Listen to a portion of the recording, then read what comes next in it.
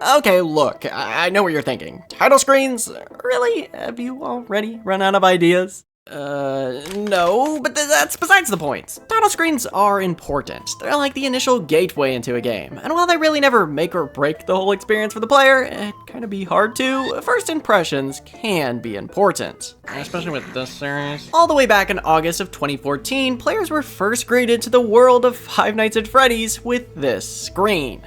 Just kidding, it's technically this one, but like this came directly after it. Alright, so let's just cut to the chase. This game has such an iconic title screen. I think everyone knows this by now. It's almost practically become like a meme in of itself. It's both absurd and unsettling. A close-up image of the main star, who's always staring at you no matter which frame is present, bugging out behind a static screen with glimpses of his endoskeleton interior is surprisingly extremely effective at capturing just a glimpse of what this game is truly about. But honestly, the music is really what drives this all up a gear. Named Urban Darkness Part 8, simply a stock soundtrack created by Bjorn Lin, this piece really emphasizes the foreboding danger that lies in the cold atmosphere of the pizzeria. This track specifically is actually only present in the current Steam version of the game, as any eventual collecting port of the original had a revamped menu theme by Leon Riskin, practically the series' main composer later on in the series. This track, while extremely similar to Bjorn's, focuses a lot more heavily on the scary factor, I think,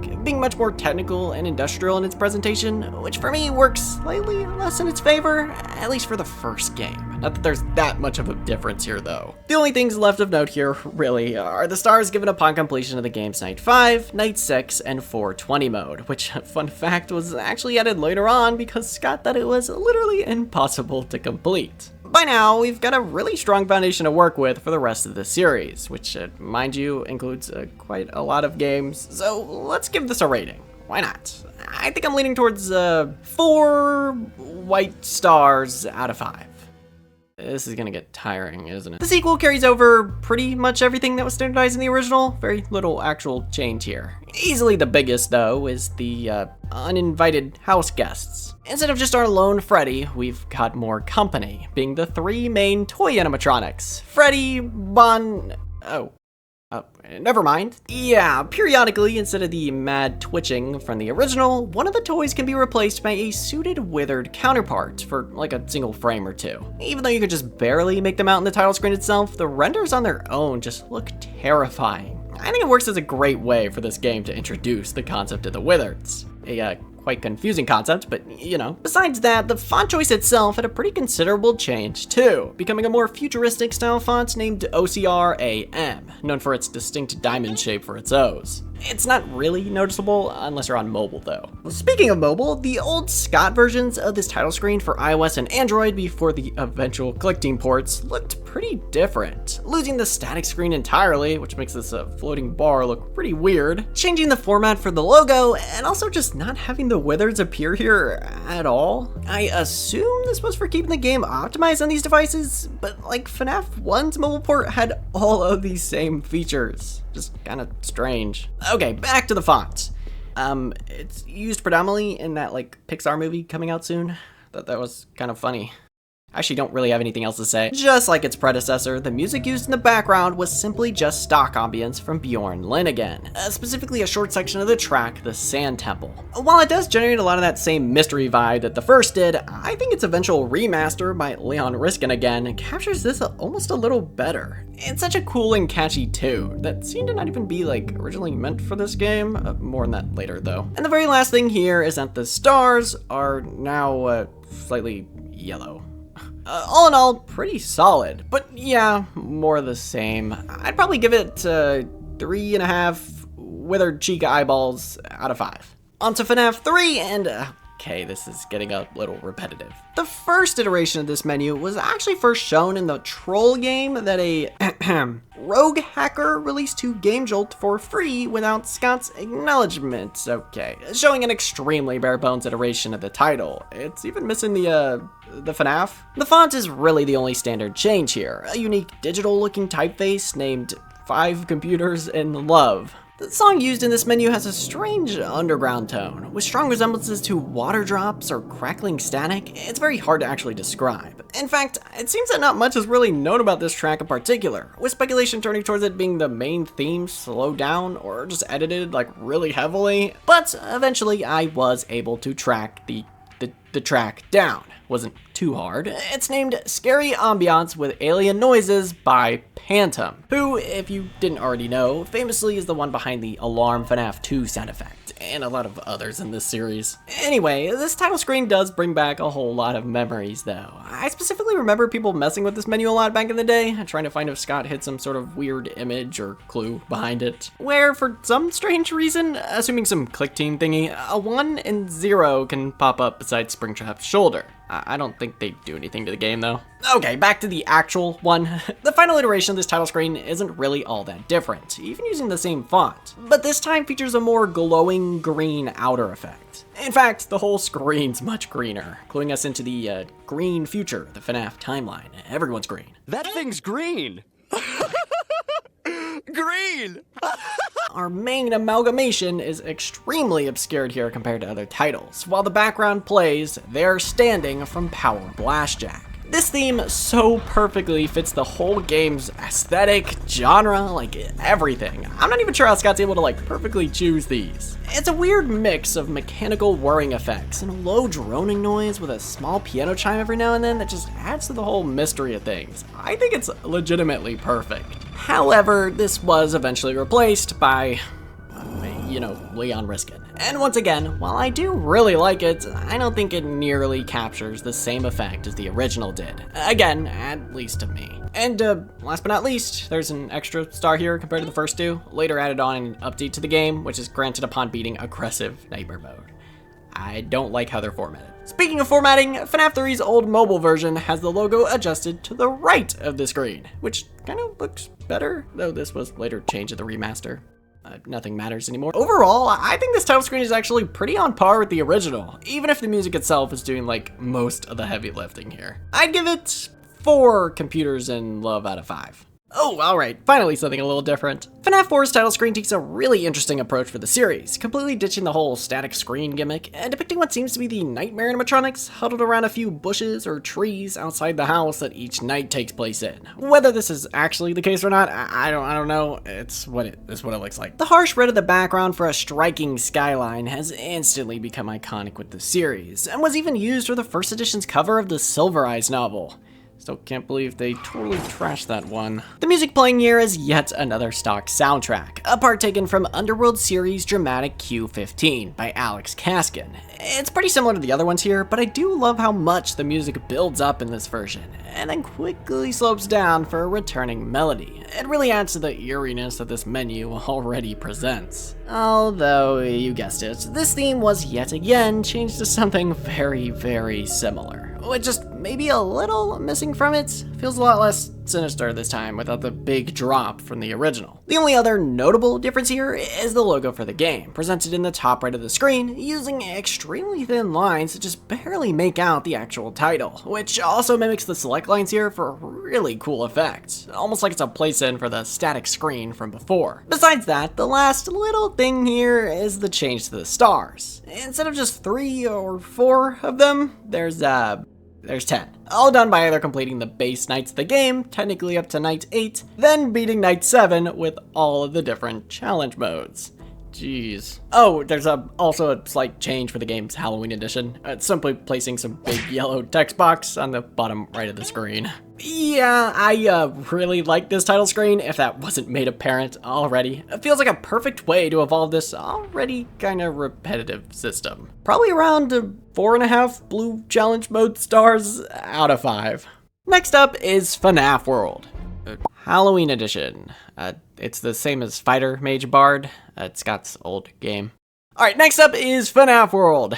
Yeah, even for the general tone this game is going for now, considering, the rest of the series, I don't even really think this title screen is a good enough depiction of that. Especially considering what the game was originally going to mainly look like. It's a little deceptive, honestly. But putting all that aside, the renders do look pretty cool here, especially for the characters don't get a whole lot of love in that department. And I can honk Freddy's nose, so no complaints there. Since the series now has like an actual composer, being, Leon Riskin, the music used here is, well, actually kind of generic sounding. I'm not sure if that was the main goal here, considering the game is like a weird cover-up for what's actually supposed to be going on, but I think literally anything sort of creepy as like an undertone would have gone a long way into making this a more memorable title screen overall. I guess it's not like bad though, it works, it's just like a title screen. Like 2.5 unevenly placed crying childs out of 5. However, this game also contains other games inside of it, and also one that has technically what I would consider a title screen.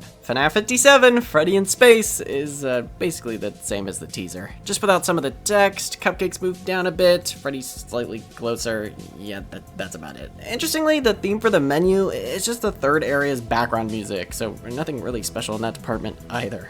Like 2.5 space kitties in the crowd out of 5. Sister Location takes its title screen right back to its roots, as it's very similar to the original 3, even color coding its presence here. A bluish purple tone takes charge over the finish of the title screen this time, while each of the 4 main Funtime animatronics do their thing on the left side of the screen. Instead of just like bugging out though, they all have a few frames showing off their inner workings and unique faceplate mechanics. It's pretty neat. This logo won't stay still, constantly moving towards both the middle, right, it's basically everywhere, also carrying over this blue-purple outer effect. It seems that the static has also made its grave return, even having this strong VHS effect placed atop the animatronics, almost looking like the minigame segments overlay. Interestingly though, just like FNAF 3, there was yet another troll game made specifically for this title, a supposed mature edition of Sister Location. In fact, so mature that I just simply can't show the contents of which in this video. It's quite horrifying. However, we do get a small glimpse of the first appearance of this menu screen. It, like you'd expect, is pretty nothing. Practically the same thing with a few assets missing and only featuring Funtime Freddy's big old forehead. But the music is pretty different here. The intro uses Radoslav Koatman's, sorry if I butchered that, Paleo, an extremely intense sounding track that I don't really think encapsulates what became a Sister Location. Maybe the mature edition though. For the main game, the theme that plays is called Gradual Liquidation, and is another one I think Leon just crushed. It sounds like a mix of electronic sparks, gears twisting, lots of mechanical imagery going on, and later evolves into this beautifully somber track. It's wonderful.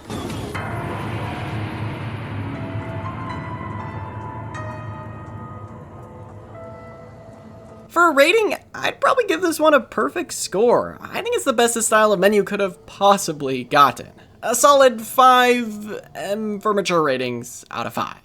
Now that the series has practically phased out the whole static screen, animatronic staring contest type of menus, Pizzeria Simulator's here to hopefully offer a new, fresh take on the series. Well, I mean, it sure is different. Showcased in the beginning of a short minigame of sorts, Pizzeria Simulator's title screen is a blanket picture of Freddy holding a large pan of pepperoni pizza in front of 3 bald green-shirted kids. Told you this feature was green. Yeah, it's pretty bland. Not even any background music playing here at all. 1.5 bald green-shirted kids out of 5. However, I won't even pretend you don't know, this game is a big, small ruse. The actual title screen, I guess, is much more upbeat, showing off the main 4 Rockstar animatronics in front of a colorful scrolling background and an inedible looking pizza. I really like the small effects going on here with the confetti, lights, and shining elements. And it's even cooler getting your specific achievements and endings plastered on here upon completion, instead of those lousy stars. Fun fact, I think this is the only title screen in the entire series that you could technically never even see upon a full playthrough of the game, as it only appears after either closing the game entirely and reopening it, or just getting jump scared, so yeah, good luck with that. The music here, named Fits Me Like a Glove, is just iconic at this point, along with the rest of the game's soundtrack, no question. It's upbeat, catchy, and quite a relaxing song for such a nerve-wracking game. Really? Everything here really makes this one work. A solid 4 jelly bean toppings out of 5? Seriously, what is on this pizza? The next direct game in the series, Ultimate Custom Night, doesn't actually have a title screen. You're just booted to the Custom Night menu. There's not even one in its troll demo either. Help wanted! Breaking off of Scott Cawthon's 2D game making thresholds, we've got a new 3D era of games to look at. But more importantly, they're precious title screens. Help Wanted plays it pretty safe in this regard though, depicting essentially what's just the first location's main stage area, all lit by the red hue of the logo screen. We're dropped directly in front of Freddy, Bonnie, Chica, and Foxy, all looking literally right at you. I'm flattered.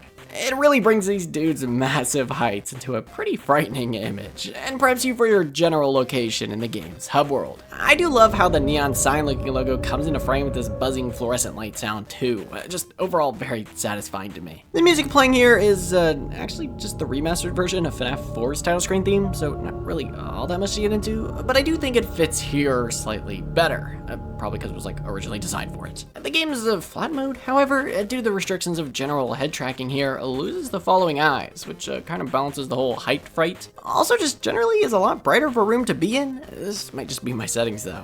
And a little off track, but flat mode to this day still has a bug with selecting certain settings here. This is still generally baffling. Overall, definitely not too bad, just a little generic is all. About 3, I regret making this rating system already out of 5. But, of course, that's not the only title screen featured here. As Curse of Dreadbear, its later released DLC also has its own special one.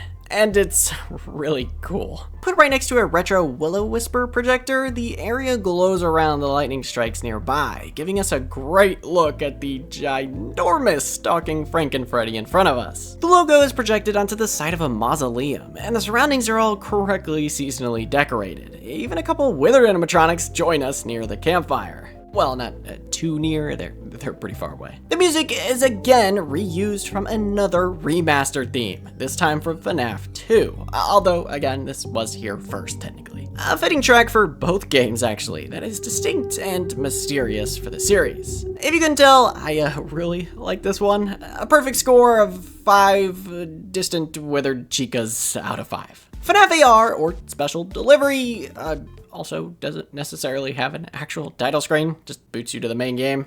I also can't play this one, so Freddy in Space, wow. Freddy in Space 2 goes back to Scott Cawthon's direct line of game creation, even if it's, yeah, a little different this time. The title screen itself is overall pretty basic, just showing the main playable characters, with the only real special thing here being that beginning transition.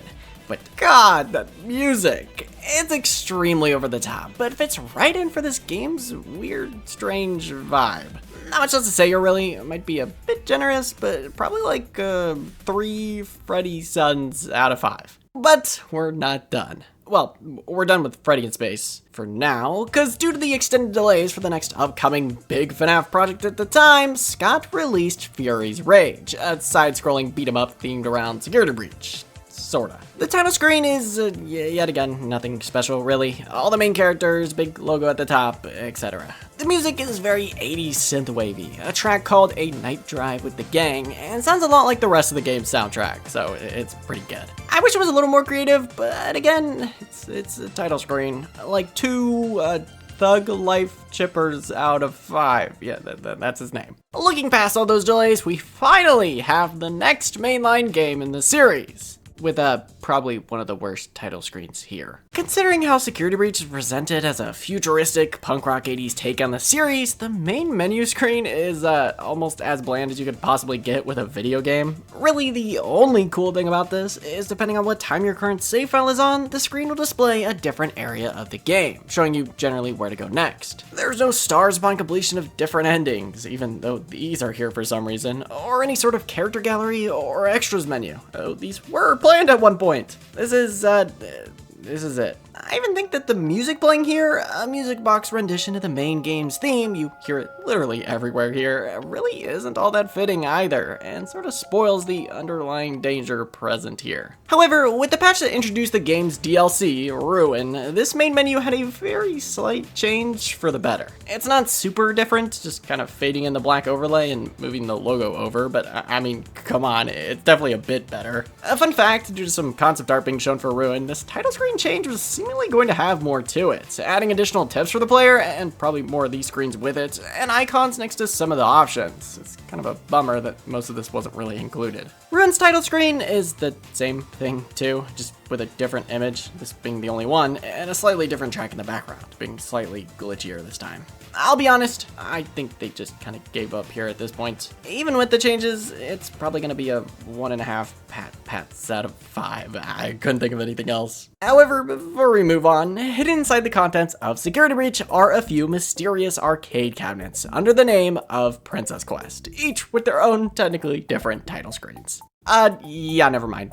These are definitely the worst here. All they literally are just black screens with the princess's sword in the middle, with the only actual difference between all of them being through added Roman numerals. The first iteration of this title screen was somehow worse though, losing the initial logo that Princess Quest had in the mobile port, making these all working titles, and for some reason just totally botched the sprite for the sword entirely here too. Maybe they weren't kidding about the working title part. And while I do really like the background track, simply a remix of Freddy in Space 2's Through the Cracks, you'll probably never really even get to experience the best parts of this song because there's literally nothing else going on here visually. 1 gold brick out of 5. Speaking of Freddy in Space, or Chica in Space, this is a game with a title screen as well. Yet again, like our other spin-off games, if that's even the right category for these things, it's bare bones. Basically just showing every playable character here like a hideous movie poster. Except Funtime Foxy with a space-like background. The music playing here, named Freedom at All Cost, is actually a really nice sounding track, at least for a space shooter like this, although it plays at other sections of this game too, so maybe this is cheating. Not much else to say that I already haven't said with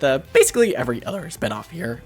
2 missing Funtime Foxies out of 5. Help Wanted 2 has a pretty similar look to Help Wanted, makes sense, except including this eerie intro before presenting a few characters here.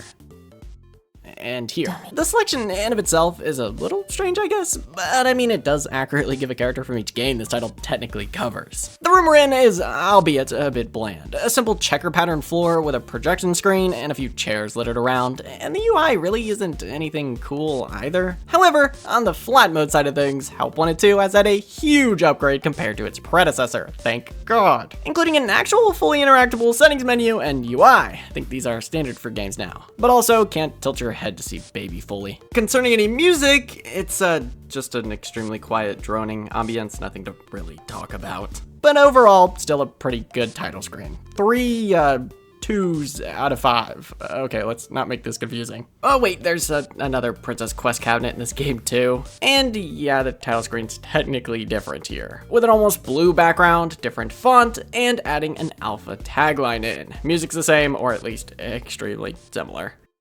I'm not rating this one. 5 Laps at Freddy's, so far only the demo for the game, has an alright title screen. It's basically just an image of a small hillside showing a little bit of the exterior of this brick-built car garage, hiding the dark entities that lay inside. Hi. The glowing logo looks nice, even having a small shine effect sometimes that, in my opinion, would probably just look a whole lot better at night. The music is this bit-crunched, chill minigame sounding theme that, while not necessarily giving me racing vibes, sounds good enough for a title screen like this, which I think makes this about average. 2.5 extremely early cupcake item graphics out of 5. Don't these look funny? Next up is Into the Pit. Holy shit, this is really cool. The menu is a great callback to earlier titles, featuring our mainstay animatronic sort of thingy on the right, and a full menu options list on the left, displayed in a buried monitor screen. The lights of Pit Bonnie's eyes can sometimes flicker, he moves his head erratically, and can sometimes show you his full set of baby teeth, also getting a view of what looks to be pizza sauce seeping into the ball pits. The stars are also here, and just like their intended purpose, giving you whatever amount of stars for the ending you've earned in the top right of the screen. And as a little gift for the series' 10th anniversary, there was a toggleable setting. I don't see it in here anymore. I guess it's gone. Where you could replace Pit Bonnie with a big birthday cake. All 10 candles present. Also, I literally never knew this till now, but there's a random spot you can click on here that'll show a hidden pixelated Mr. Cupcake by Pit Bonnie's head. This doesn't activate like anything in the game. It's just kind of here. I didn't even think this was real at first. The music playing in the background for the title screen, created by Machinery, is extremely faint and can almost be mistaken for a mix of just random sound effects like breathing, footsteps, piano chimes, heavy wind, scratching noises. It's pretty tough to make out, but adds a really eerie sense to the start of the game. However, there's also a handful of alternative tracks here, including one for the title screen after beating the game on Nightmare difficulty. Now, this is my preferred menu theme, sounding like a Halloween circus disco beat. It's what I think is the perfect tune to start this game on, but it's literally unhearable unless you do at least like 2 full playthroughs of the game, so. But I mean, come on, listen to it. This is worth it. All in all, yeah, a perfect 5 pixelated Mr. Cupcakes out of 5. I'm not sure if anything here could even realistically top this. Which is quite good to hear because last but certainly not least, we've got Secret of the Mimic, at the time, the most recent official Five Nights at Freddy's game. The title screen here is simply just the inside of Arnold's van, showing an extremely limited view of the Manor's parking lot and silhouette of Edwin's house. This no doubt mirroring the FNAF 4 title screen. Concept art for the game actually reveals the intent behind this decision, wanting the menu to be inviting but also intriguing at the same time, pointing at the house over the hill as the big question. I think it works well, creating a nice comedic contrast between Arnold's vacant van waiting in the parking lot versus what Arnold's actually going through right now. The music is a very simplistic ambiance, a slow droning noise that doesn't actually seem to have any actual melodies inside, much akin to Into the Pit's first theme. For what the series has got so far, I do quite like this one for some reason, even if it's on the blander side. About 3.5 early spring Bonnie bobbleheads out of 5. What a funny looking guy. And right now, that's every single title screen here. These, even some of the weaker ones, are such iconic pieces of the series that I don't really see talked about all that often, and have had a short down and upward spiral as of late. But I still think even some of the best can be improved upon slightly. In fact, due to this, I've decided to compile together every good aspect of each title screen in the series to make the ultimate Five Nights at Freddy's title screen. What the fuck is that?